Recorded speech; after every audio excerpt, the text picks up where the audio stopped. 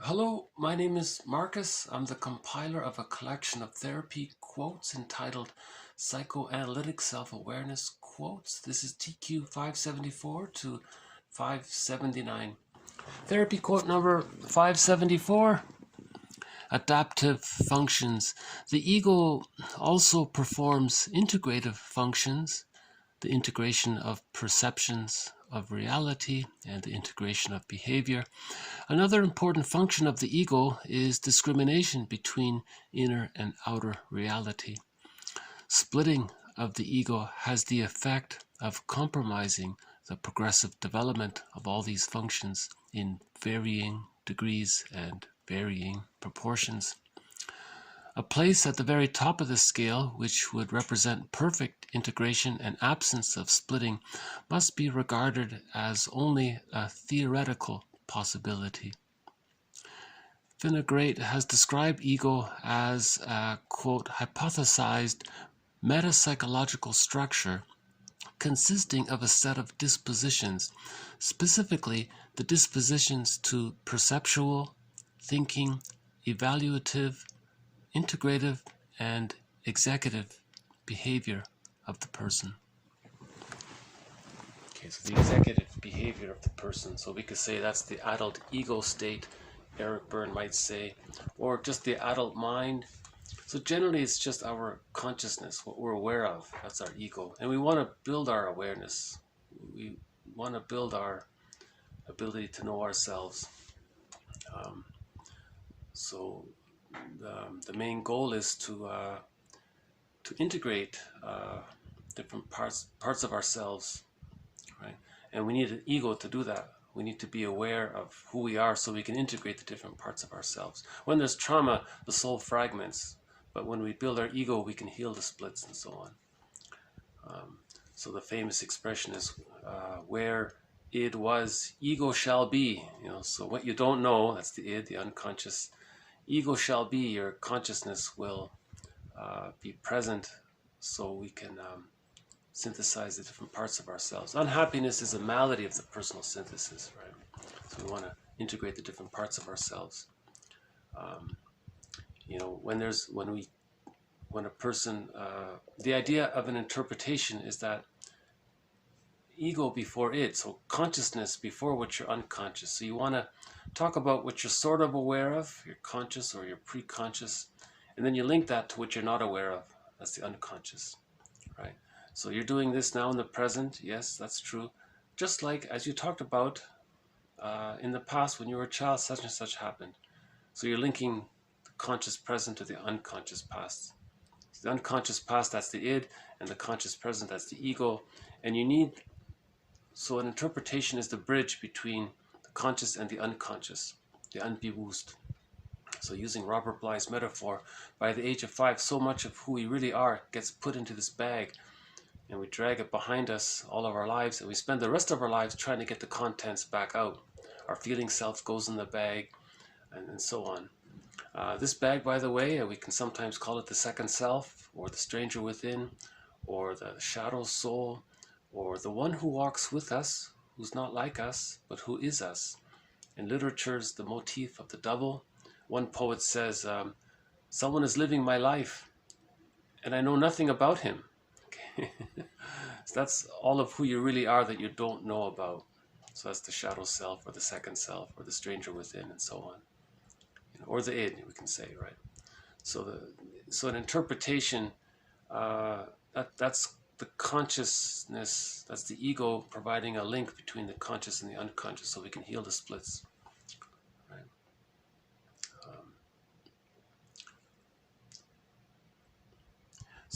For example, Melanie Klein's theory is that, so in general, when there's too much anxiety, the ego adopts defense mechanisms to deal with the anxiety. So the ego is adopting defense mechanisms. Now the baby adopts a lot of them. We call immature infantile defense mechanisms. But as the baby gets older, he no longer needs to use these infantile immature defense mechanisms. They become existential hearsay. And then later on we use more mature defense mechanisms if needed. So these infantile immature defense mechanisms the baby temporarily uses, if there's a developmental trauma, they can remain with the person, and then the person is filled with what's called a developmental trauma, and then the repetition compulsion to try to master the trauma. The narcissistic pattern is a developmental trauma, right? Where the child was overwhelmed by the negative, misattuned feelings that he or she experienced before the age of 3, and then the child identifies with the aggressor. That's a defense mechanism. How does the baby deal with the anxiety of the mother being so rejecting and misattuned and indifferent and so on, or unavailable? The baby just becomes like her. And then later, and that's the narcissistic pattern, then later as an adult, the person does to others what was done to him to communicate what happened. It's called the negative magic gestures, because he's caught in the repetition compulsion of the developmental trauma of the very insecure attachment style, and how he coped with it was the child became like the mother psychically. So then he grows up and he does to others, he objectifies others, uses others, exploits others, right? Because that's what the mother did to him. Now he's doing it to others. So the ego was very damaged in that state. So the person doesn't know that he's even doing it. One aspect of the ego is to be aware of your own defense mechanisms. So if there's a lot of trauma, a person is not aware of their own defense mechanisms. Right? So, for example, 576, the ego attitude of entitlement is presented as a distortion of the self-representation developing in response to a deficiency in maternal relatedness. It represents an attempt of the toddler to avoid the perception of the true nature of the maternal object. Okay, so the toddler, the baby, the infant, couldn't handle the true nature of him being gaslit, misattuned, and baby had a need, and the mother said, no, do it my way, and so on. The baby said no, but the mother is maybe following a schedule, or maybe she unconsciously is doing to the child what was done to her, because she's trying to master the trauma of what would happen to her. You see, so there's intergenerational trauma.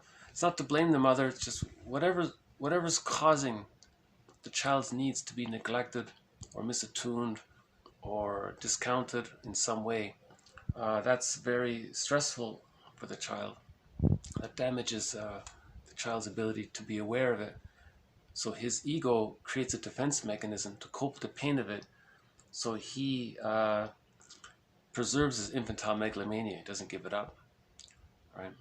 So remember, in the womb, the baby thinks it's all about him. And after birth, from birth to 6 months, the baby, in the extended womb, the baby thinks it's all about him. It's called primary narcissism. But if there's a trauma there, one defense mechanism is to preserve that infantile megalomania. Right? So that's the sense of entitlement and grandiosity. And plus, the child identifies with the aggressor, and the aggressor is considered from the baby's point of view as omnipotent, so now he thinks he's very important and entitled and all that.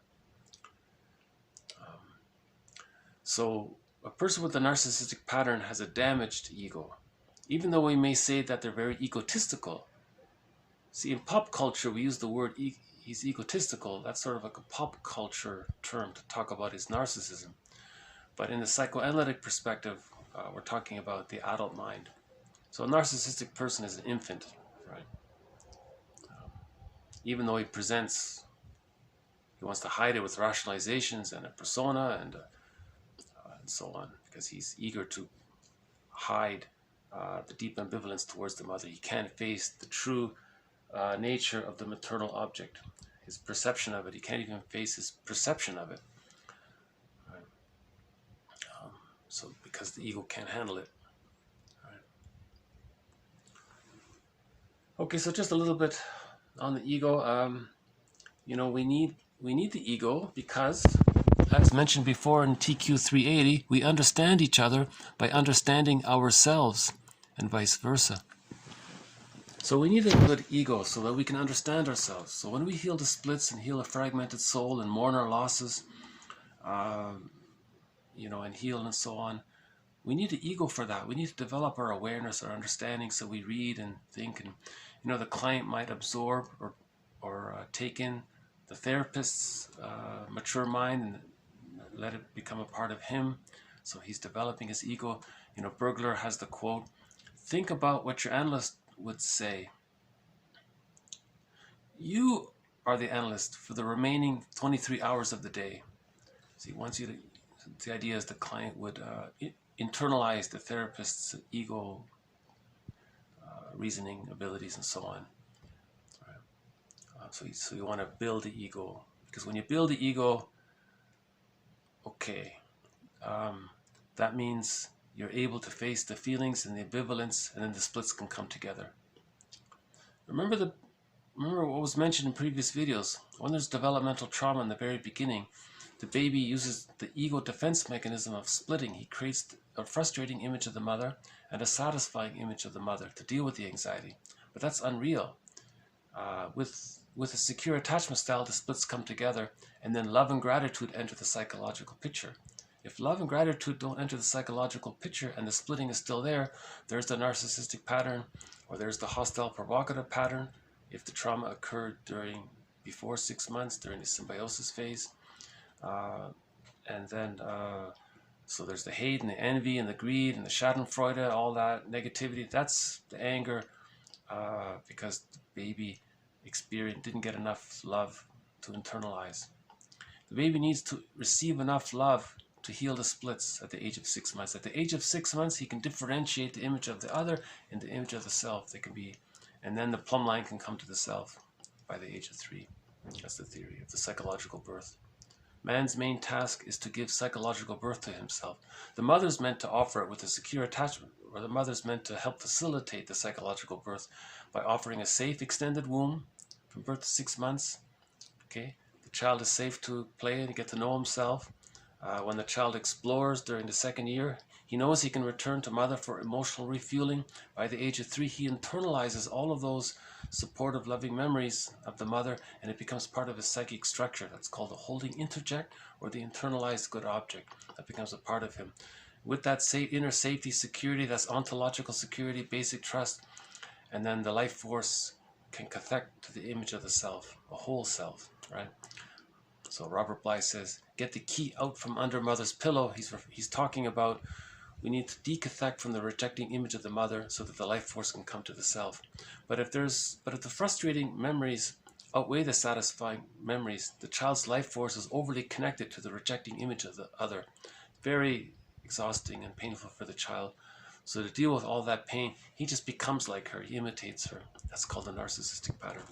So the ego is damaged that way.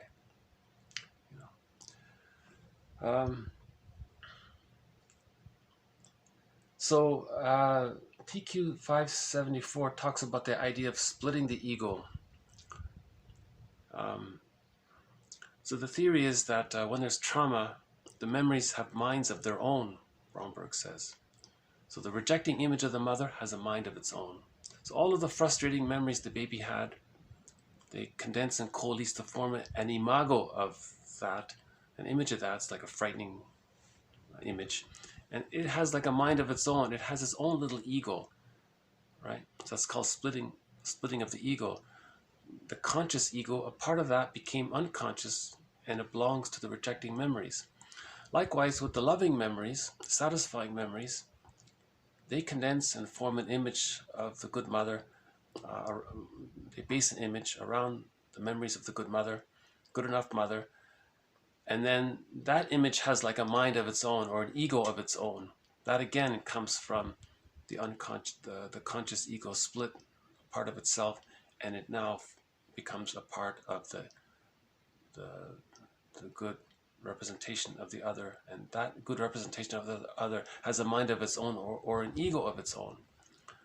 So goodness has a mind, and then the pain and the hate and the envy and the greed and all has a mind, so to speak. That's in the inner world. Now, by the age of 6 months, the splits come together, and a realistic image of the other and the self is created. And this is a slow development from 6 months to 36 months. But when there's a developmental trauma, the splits are still there. Now you have all this inner conflict, the battle between love and hate, but you deny the hate, but it comes out in covert means through projective identification, externalization.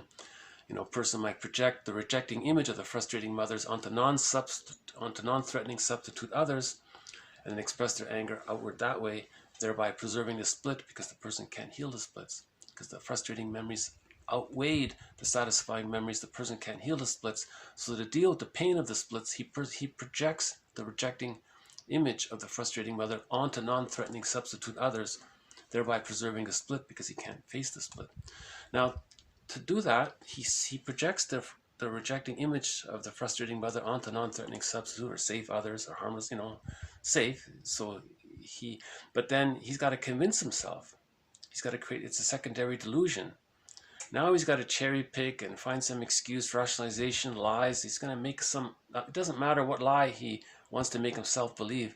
He's motivated, his fiery ardor, or his compulsion to create this secondary delusion is to preserve the split. So he'll use rationalizations in order to do that. So he's lying to himself to preserve the split, and he wants to lie to the other. And ideally, he wants to coax the other to act in some rejecting way. Now he can convince himself that the rejecting image of the frustrating memories of the mother, what really happened to him as a child, is not within him, because he sees it outside. It's external. It's called externalization. So he's externalized his inner conflict, and then he can express his negativity and anger and all that. That's called the defense mechanism of splitting. And he doesn't even see that person as a whole person. It's a huge distortion of reality. Remember, the ego can help you know the difference between what's inside and what's outside. So if you're projecting so much of what's inside, and you believe what's inside is now outside, that's the damaged ego is doing that. A person with a developed or healthy ego is aware of what they're projecting about themselves onto others. Another defense mechanism with splitting is that the person identifies with the rejecting image of the mother, projects his wounded inner child onto others, and then does to others what was done to him. And he's not aware of it, because it's too painful. He's preserving the splits. Right? That's the narcissistic pattern. So we've had a lot of videos up to this point on the defense mechanism of splitting, the narcissistic pattern, the greed and envy, and the hate, and the schadenfreude that come with that. So may I refer you to previous videos on that. So this quote here just adds a little bit of jargon to our knowledge, the idea of splitting the ego. Right? So you have the conscious ego, and then you have the unconscious ego. And that unconscious ego splits, and a part of that goes to the satisfying memories, and part of that goes to the frustrating memories. Now you have this inner conflict. Now in fairy tales and mythology, this is portrayed as the battle between the good, loving. You have the protagonist, which is the unconscious ego, and then you have the good fairy godmother. That's the mind, the character of the loving person, the helpful person, or the allies and all that. Then you have the frightening creature in the fairy tale. So there's the battle between love and hate within the child, and it's put into picture form or metaphorical, allegorical form in the myths and fairy tales to talk about this. Remember, myths and fairy tales were how they talked about psychology long ago, right? So myths and fairy tales are true on the inside, not on the outside. We're talking about the inside world, right? Long ago, to talk about the inside world, to talk about psychology, to talk about object relations theory and defense mechanism of splitting, they knew all that. They just talked about it by creating these fictional, fantastic stories. And they want to make it clear that it's not reality. It's a representation of the inside. Okay. So there is the idea of splitting the ego. You have the conscious ego and then the unconscious ego. And the unconscious ego further splits into these several little mini unconscious egos. And you have this whole drama there. And the director of this drama is Baba Yaga. And the positive intention is to heal the splits. So a person may project either himself or one representation of the other onto others. The idea is for the person to see his projection so he can move towards the realization of the defense mechanism of splitting still being at use, if he can become aware that he's projecting. So if you're aware that you're projecting, that gets you in touch with the splitting, that gets you in touch with the reality of what happened, right? The true nature of what happened. And then you're working towards healing the splits. So you got to face the feelings and realize that the person as a baby was misattuned and acquired an insecure attachment style. You have to face that ambivalence. Building the ego helps to do that. And then you heal the image of the other, the splits come together, and then the soul heals that way. You have to build the ego for that, right? So like Fairbairn says, TQ 577, the problem involved in splitting of the ego, okay, the problems involved in splitting of the ego deserve much more attention than they have so far received. I totally agree with him, because people distort this concept. People are going around saying, oh, subpersonalities. And okay, what they mean by that is that you don't literally technically have a subpersonality. You have a representation of your memories, and it has a little mind of its own. So you could say, as a metaphor, it has like a little subpersonality, maybe that way. You know, but you don't have different selves. We have a total self. The self is the totality of the conscious and the unconscious. It's the union of it both. But we're not aware of the unconscious, right? So when we say know thyself, know the conscious self and know the unbewusst. Building the ego helps interpretations build the ego, then the splits come together. So we're healing that way. Okay. Healing means integrating the split parts of ourselves. Okay. So the main healing task is to heal the ambivalence with the mother. Most people with an insecure attachment style, it seems, tend to be in denial of that.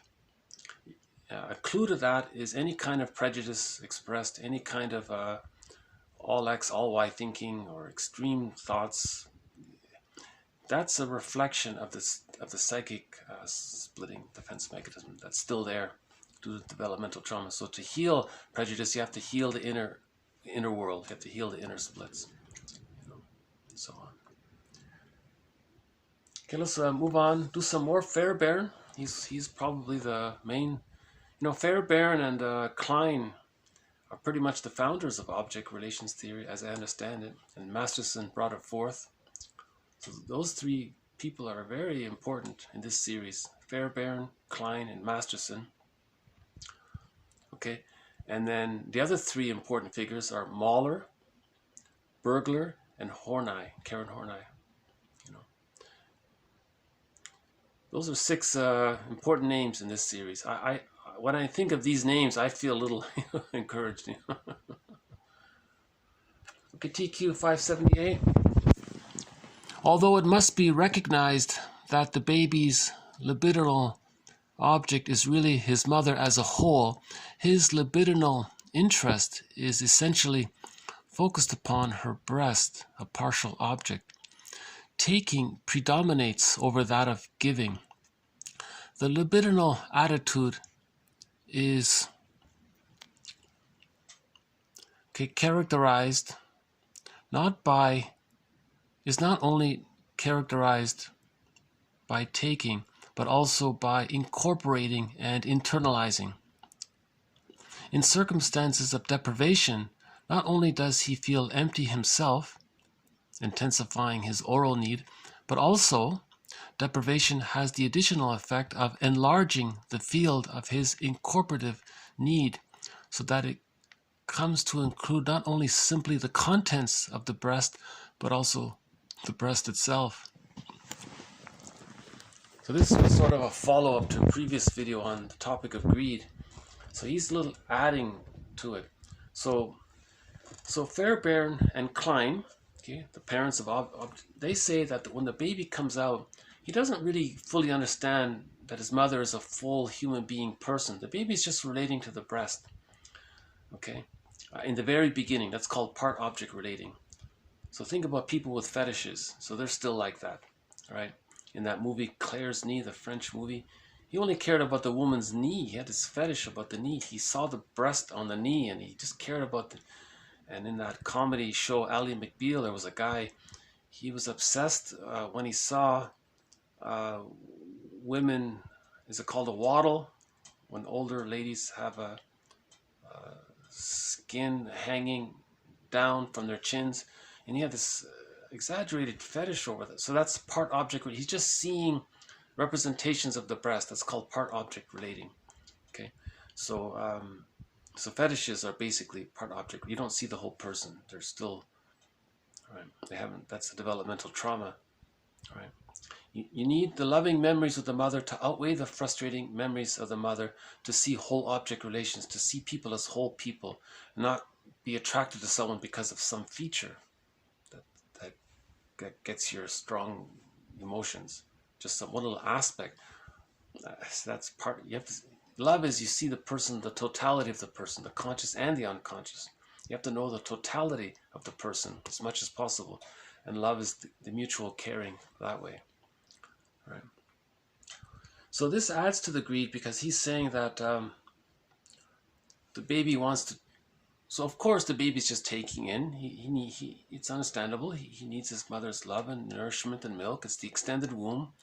So taking predominates. When there's trauma there, he's saying it amplifies. The taking now becomes more about incorporating, taking it all in, and internalizing it, making it a part of making it a part of himself. That's what normally the baby does. The baby internalizes the loving experiences with the mother. So he does incorporate, internalize the memories, and they do become a part of him. But when there's trauma there, okay, now this is amplified. Now the person wants to take it all in, so there's the greed. Not only that, he wants to now he wants to own it. Right? Because he wants to incorporate it. So the person with a narcissistic pattern who's greedy, he wants it all, and he wants to own it all. And because of the repetition compulsion, in the process of being greedy, it's going to destroy it. Okay, because no one can meet the babies. No one can travel back in a time machine to change what happened in the past. So they're caught in the repetition compulsion of trying to master the trauma. So there's the greed. And see, they're not aware of it. So they just keep doing it like Sisyphus. So that destroys things. Because as you're trying to take it all in, the goodness is being destroyed. Now let's say the person can't take it all in, or he's limited. Now he's envious of the good. Now he wants to destroy the good to relieve because he doesn't want to be reminded of the pain. Then he feels the relief of it. And I think that's where Schadenfreude comes in. I'm just guessing here. So a little more on greed here, TQ 578. Okay, and one byproduct of this, TQ 579.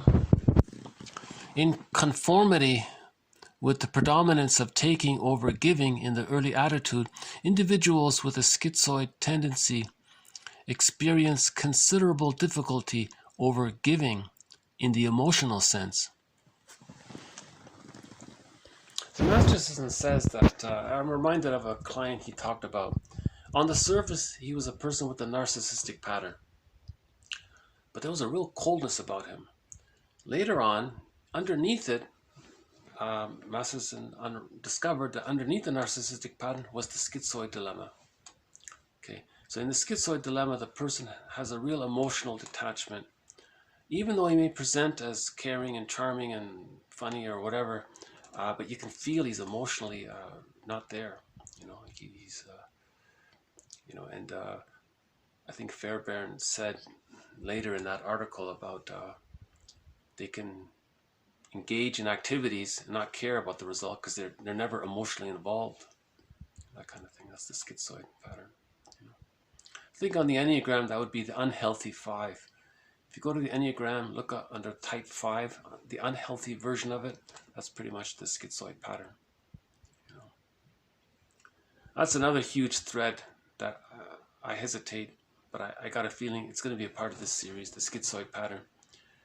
Projective identification, I think we covered pretty well. Splitting, I think we're covering it pretty well. Identification with the aggressor, okay, we've got that. We've done a little bit of greed and envy, okay. I think unconscious guilt, magical thinking, okay, we've covered some of that. I think the next difficult one that's coming up is the schizoid pattern. I don't know it myself, but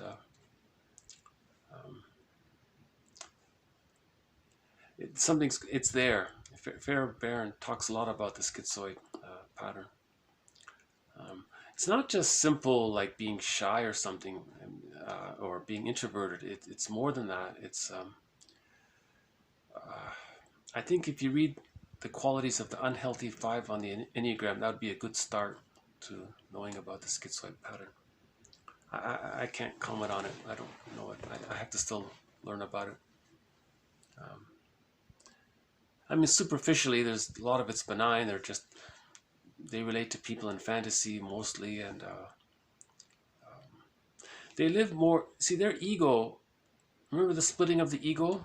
Most of their ego is in the unconscious, so they're relating in this. They're fantasizing about their relationships in the internal world, right?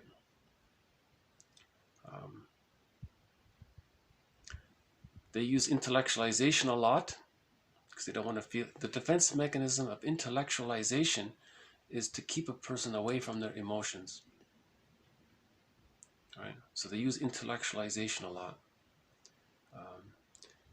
And if they project something onto others and they don't want anyone to see it, they may use rationalization and intellectualization, okay, to preserve the ambivalence, right?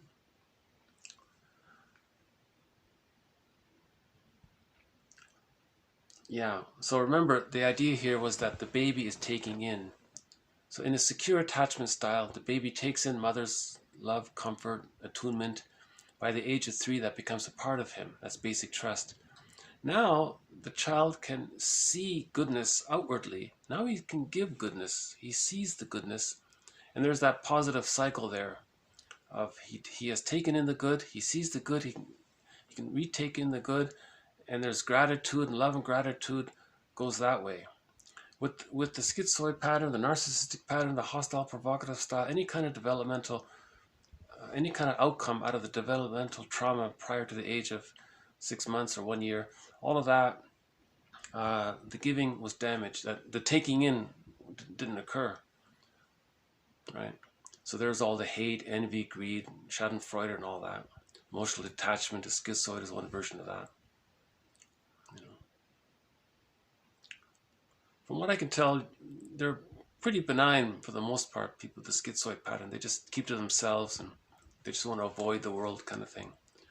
But there's other variations of it, I think. Yeah.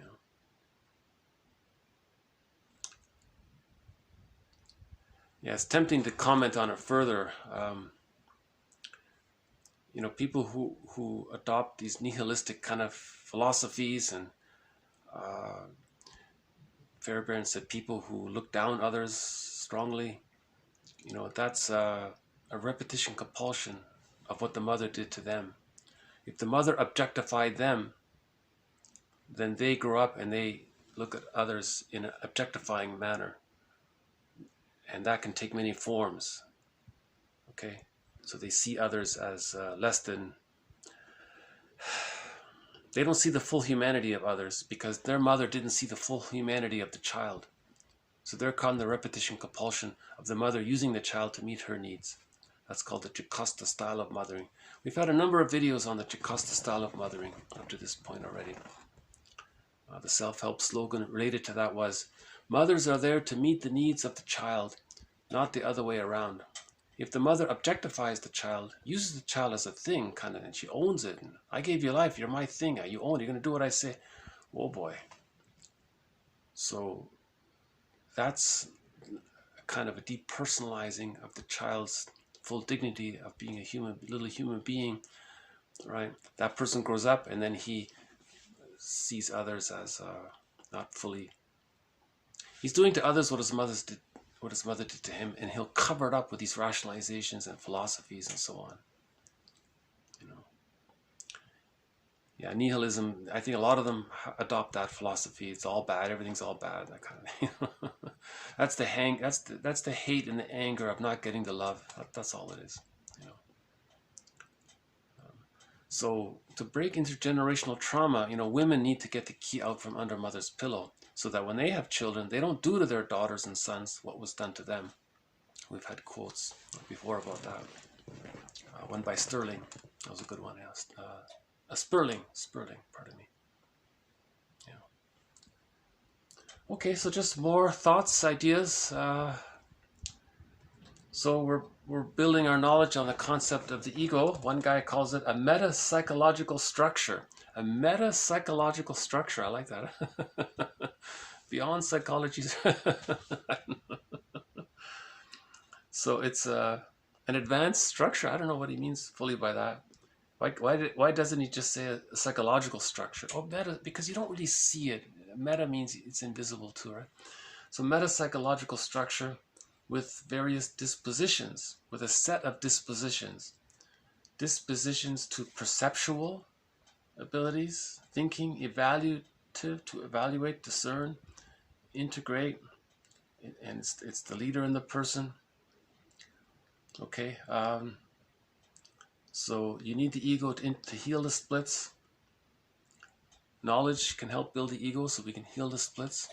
Because if we have knowledge about how the mind responds to trauma, okay, so those 3 books by Philip Bromberg is very good because he describes very, very well how the mind responds to trauma. Okay, so if we have knowledge about that, we know what we're dealing with, so to speak. So his main book, his 3rd one, I think is the best one, called The Shadow of the Tsunami. He means that trauma is like an emotional tsunami, and the after effects of it, he's calling the shadow of it. Right? But all 3 of his books are excellent. You know? So if we know how the soul fragments when there's trauma, at least we're aware of it, we can start to heal, to bring the pieces together, right? Integrate, psychosynthesis. We're trying to synthesize the piece, weld, repair ourselves, you know. Humpty Dumpty had the fall, we have to put the pieces together, kind of thing, you know. So another way of saying is we're looking in the bag and we're re-owning what we disowned originally to survive our childhoods. We have to re-own it. And that's, each person is responsible for healing themselves. Man's main task is to give psychological birth to himself. To give psychological birth to himself, he has to look into his unconscious past, get to know the stranger within, the unbewusst, okay, so he can heal the splits. And then the bag is light, and he's more in himself, you know, kind of thing. You know, I don't see the Blue Jay today. I thought he would come out. A little overcast today, but I don't know.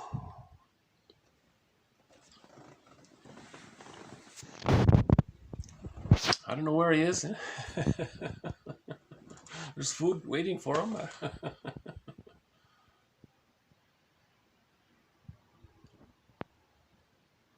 And when we heal the splits, the bluebird of happiness is there. Right? I know this is heavy material. I can only read this stuff. You know, that's why Robert Bly says, read psychology 10 minutes a day. I think he emphasized that because you can only digest this material slowly. You get an idea and you go, whoa, you need to pause a bit and what does that really mean? And it may lead to a dream. So you know you're learning and you're healing and you're integrating because the knowledge, you had the knowledge, so your ego is stronger. Now you get the dream and the feeling comes up. So you're getting closer to healing the splits. Right. So read, Robert Bly, he kept telling his audience, read psychology for 10 minutes every day. 10 minutes every day. Don't push yourself. Just pick what you like. Choose what's interesting and you know, and there'll be a reference made and you'll follow up and so on, you know. There are so many entry points to self-reflection. You know, there's so many different topics. A lot of people start with the topic of codependency. Many people start with the topic of the Enneagram, personality types. I think Karen Horney's work is good. Our Inner Conflicts, that's a good book. James Masterson's book, The Search for the Real Self, that's also a good book. And then a person can search around. You know. Because what you're doing at the same time, you're learning about yourself, you're learning about your parents. And as you learn about your parents, then you understand yourself, because you had a response to how your interaction with your parents. So as you forgive the parents, you're feeling yourself and you're healing yourself as you're feeling. Feeling is healing. But you have to learn about the parents. So it's good to read about this material because it helps you to understand your parents. And then forgiveness of the other, reparation of the other, leads to reparation of the self. That leads to whole object relations. Then we can mourn our losses.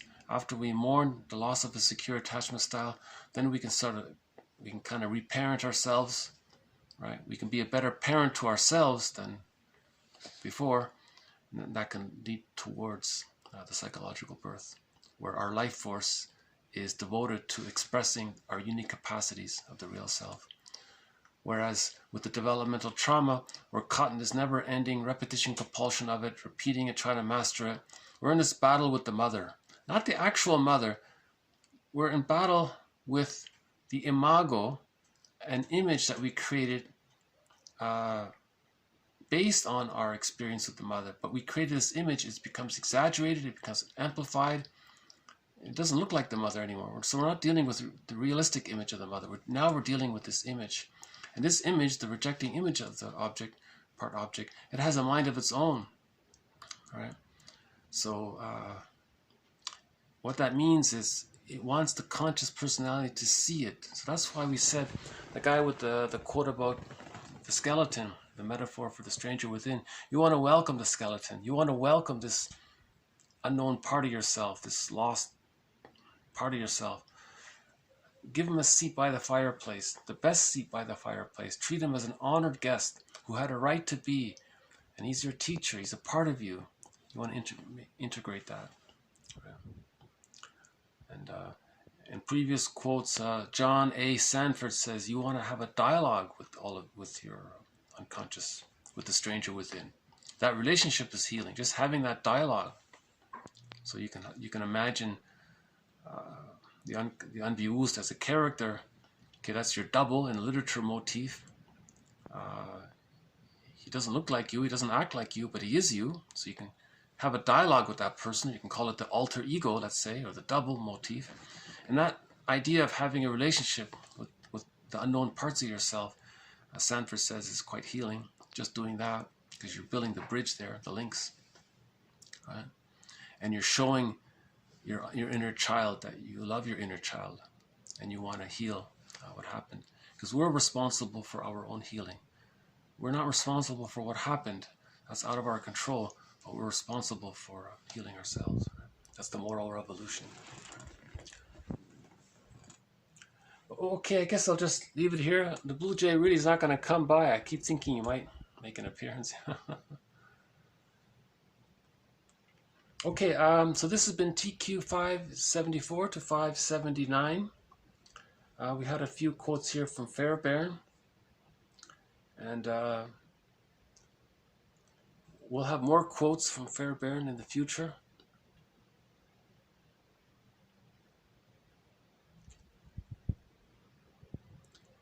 Yeah, I'm not going to have quotes from one of his followers. Some of his followers I'm not going to quote. Some I will. Solani, yes. Horner, yes. And a couple of others. But there are a few of his followers, I don't think they get it. Or at least if they do, I don't get it. Yeah, Jacobson, I don't follow that. She's considered one of the followers, I think. But for me, it's Fairbairn, Masterson, Solani, and Horner in understanding object relations theory, and Klein, of course, and yeah, who else? Yeah, a few others. Yeah.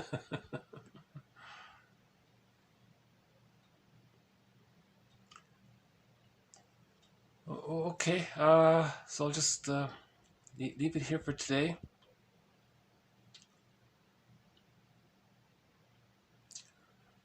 Should we end on a song? Why don't we just end on a little song here, a part of a song. I recently discovered a song, just a fun little song about the person who was feeling a lot of anxiety. He didn't want to be aware of his feelings, so he took a few beers and he has this hangover.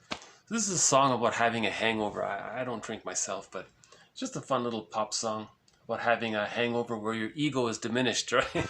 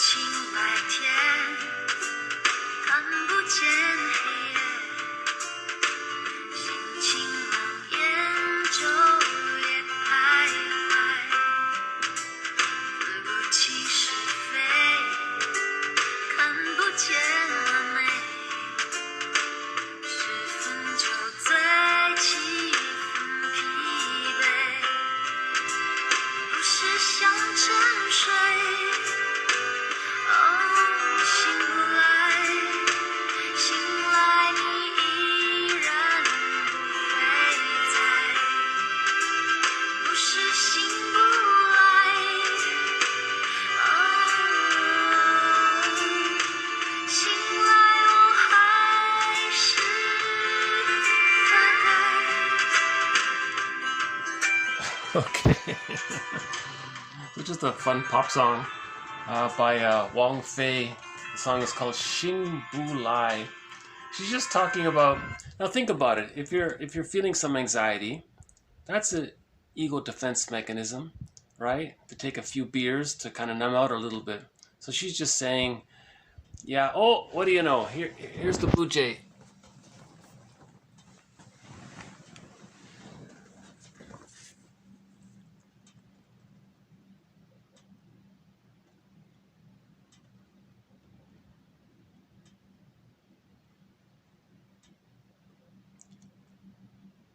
So he's pecking away at the bread.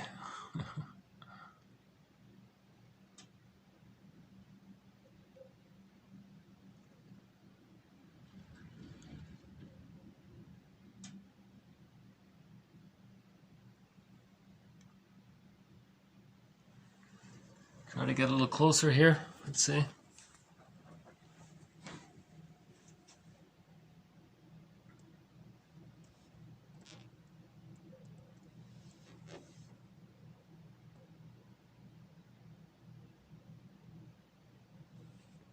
Well, there he goes.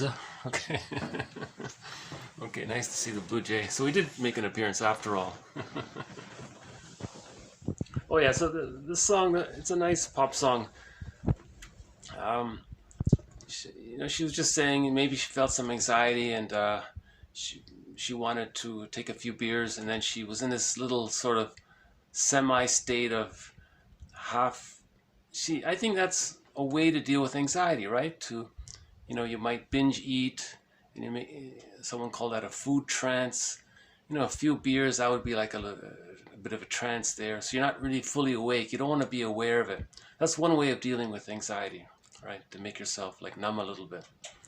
That's all that song is about,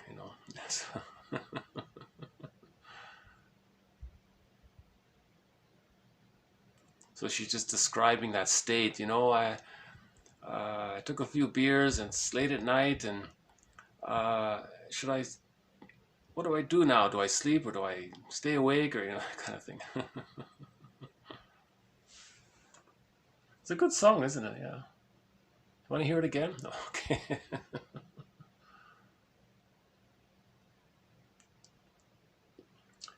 Okay, so the quotes are posted below. We'll follow up on this discussion of the importance of building our awareness. When there's stress, we don't want to be aware. So one way to not be aware is to have a few beers, I guess, or to binge eat. There are a lot of ways to make ourselves unaware of some painful memories, and these are called ego defenses or defense mechanisms. Both terms are used interchangeably. So this is what the ego does, this is what the mind does to deal with the anxiety. When the baby has a lot of anxiety, he adopts splitting, projective identification, identification with the aggressor, displacement, okay, reaction formation, acting out, maybe a couple of, and magical thinking is preserved, infantile megalomania is preserved. He doesn't let go of that. Okay, so those are some of the ways the baby deals with the anxiety of the mother being so misattuned and so on. And that's a developmental trauma. It becomes like a broken record. Neurosis is the petrification of an infantile conflict. So that becomes petrified, crystallized, frozen. That becomes a part of the person's psychic structure. Okay, now the person is seeing the world through the lens of this structure. And it's dysfunctional because he's repeating the childhood past and he's bringing the past into the present, trying to master the past. It can't be done.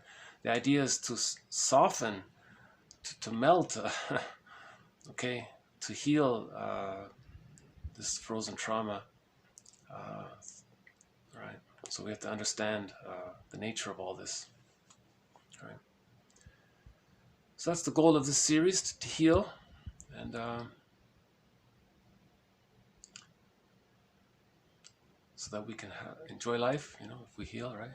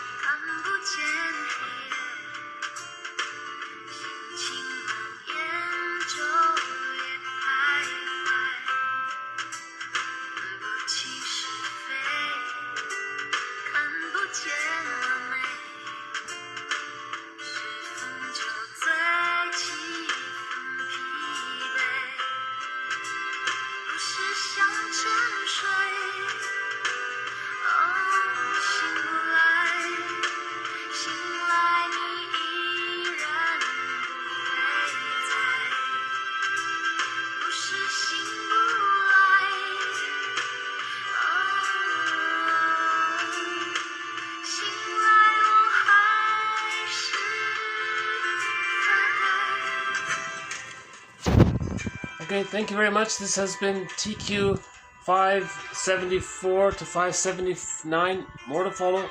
Bye for now.